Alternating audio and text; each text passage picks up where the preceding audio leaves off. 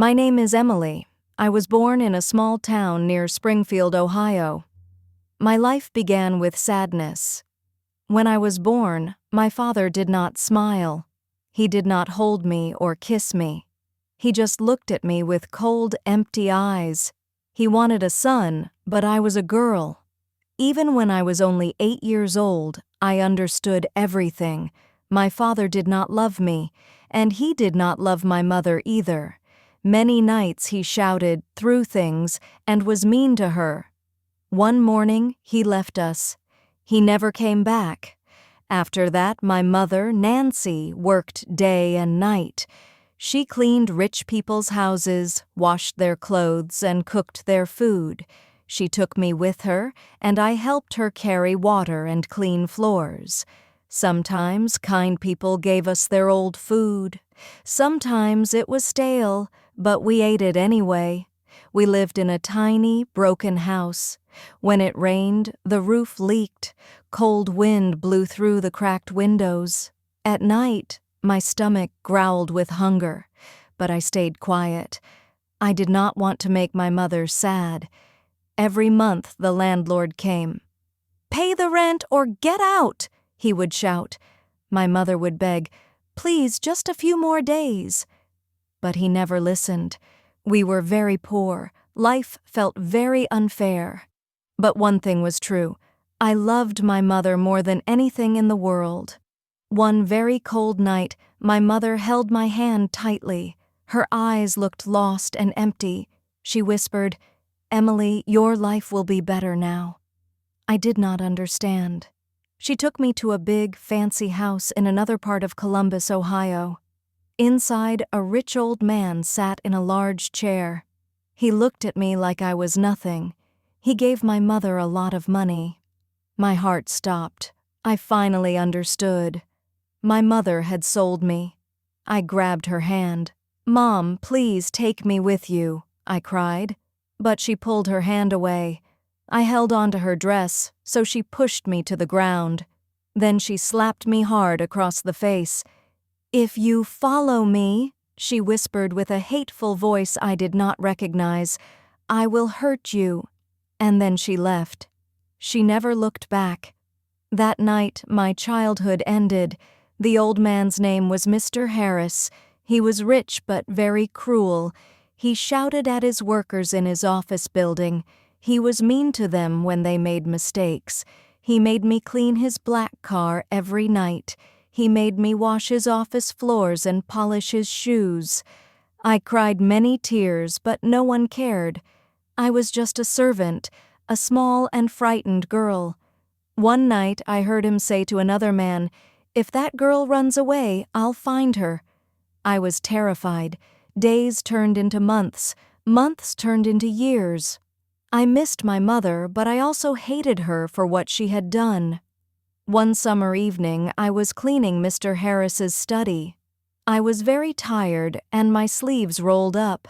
Suddenly, he looked at my right arm. There was a small, half-moon-shaped scar near my elbow. He froze. His eyes grew wide. He whispered something I could not understand. Then he sat down, shaking. He said quietly, "My daughter had that same scar. She passed away 15 years ago. She was about your age." I did not know what to say. From that day on, he stopped shouting at me. He started watching me closely with strange, sad eyes. He asked me about my life, about my mother and my father. Slowly, his voice became softer. One day he asked, "Do you want to go to school, Emily?" I nodded quickly. For the first time in my life, I felt a spark of hope. Mr. Harris sent me to a good school in Pennsylvania. He taught me about business, about people, and about life. He was still strict, but he was kind.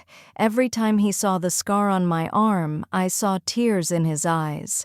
Maybe he believed I was his lost daughter. Maybe he just wanted to believe it. Years passed.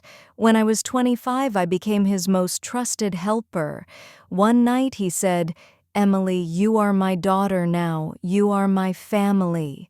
He had no other children, so he gave me his company. I worked very hard and studied every night.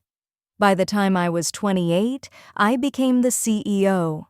People called me Ms. Emily.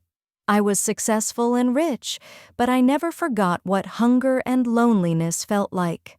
I helped poor people. I gave my workers good pay.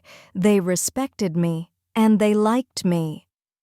One cold evening, I was driving through downtown Cleveland, Ohio in my car. The city lights were bright. People hurried through the falling snow. Then I saw her, an old woman with messy hair, shaking hands and empty eyes. She was asking for food. Something inside my chest hurt. I stopped the car, walked to her, and gave her some money. She did not even look up. I drove away. But the next evening, the same woman suddenly fell in front of my car. I stopped quickly and ran to help her. A crowd of people gathered around. I lifted her head to check if she was okay. When she opened her eyes, my whole world stopped. It was my mother, Nancy, the same woman who had sold me. She did not recognize me. Her voice was weak. I whispered, "Do you have any family?" She trembled and said, "I had a daughter once, but I lost her." I looked into her eyes and said softly, "You didn't lose her. You sold her."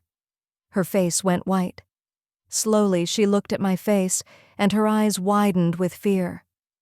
"Emily?" she whispered. Tears rolled down her dirty cheeks. She fell to her knees on the cold ground, crying. "I made a terrible mistake. I never forgot you. Please, please forgive me." I stood there, my heart breaking into pieces. Part of me wanted to scream at her. But another part of me whispered, "She is still your mom." I helped her stand up. "Come with me," I said. She could not believe it. My own eyes were full of tears. News people had come. They filmed everything. Soon, the whole city saw our story. The next morning, a security guard came to my office.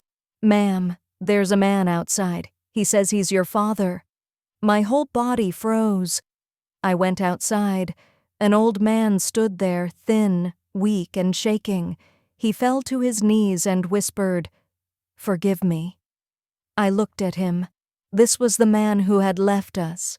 The man who broke my mother's heart. The man who never wanted a daughter. I did not know if I could forgive him, but then I saw my mother beside me crying too. I took a deep breath. I did not want my old pain to control my life anymore. I bent down and helped my father up. "Come inside," I said. Everyone around me, the guards, the news people, they were all shocked.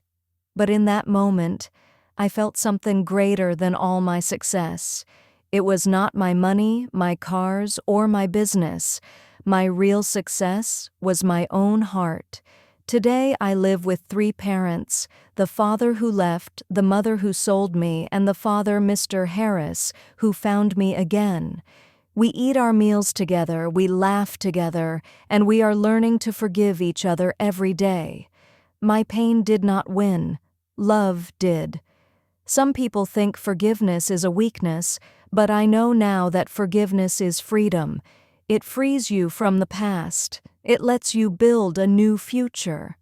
My story is proof that no matter how deep the hurt, love can find a way to heal it. It is never too late to choose kindness, and it is never too late to come home.